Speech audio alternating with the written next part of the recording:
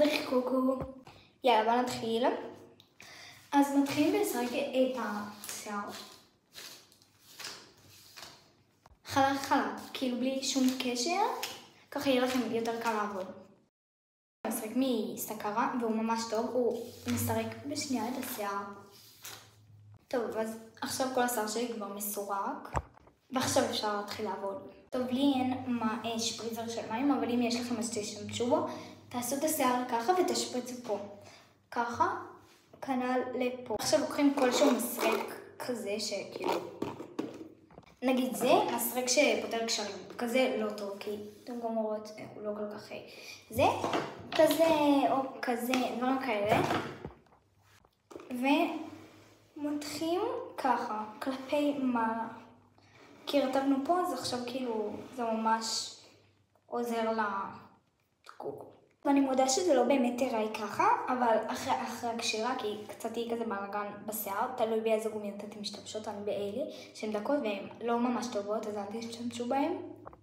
תשתמשו לפי גודל השיער שלכם. שלי שיער דק, אז אני צריכה כזה גומיה עבה, כאילו. ועכשיו עושים גם כלפי מעלה בצד השני. אני מודה שזה לא נראה אותו דבר, אבל ככה זה אמור להיות. ושכחתי להגיד, אבל חילקתי את השיער לשביל, ככה שזה כאילו לא יתבלגן פה. ואם אנחנו רואים שהם ממש מתקרבים, אנחנו לוקחים איזשהו מסרק עם כאלה דקים, או איזה סתם מסרק, ומפרידים אותם. או מסרק כזה עם שביל ברזל, או גם כזה, גם טוב. ככה, ועושים ככה.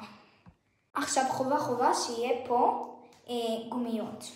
אחרי זה ממש כאילו צריך ישר להחזיק את זה ככה וישר לעשות, בלי לחכות. אני פשוט מסבירה לכם, אז אני כאילו מחכה, אבל בעיקרון זה אמור להיות ככה צ'יק צ'ק. טוב, אחרי שזה ככה נראה.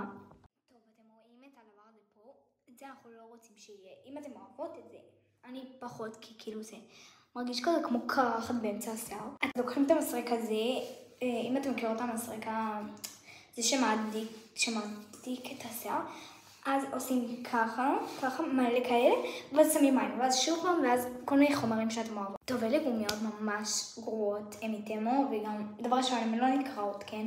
פשוט הן כאילו לא מחזיקות טוב כזה על השיער כל היום, כאילו הן מרגישות כאילו הקוקו כזה לא באמצע, והן לא מותחות כזה את השיער, לא נותנות הרגשה שכל השיער כזה מתוח, אז אני לא ממליצה. אבל זה מה שיש לי בינתיים, אז תוסיפו איזשהו קליפס או משהו. מותחים ככה עם המסרק הזה שקניתי ממקסטוק. זו התוצאה הסופית, אם לא אהבתם תרשמו.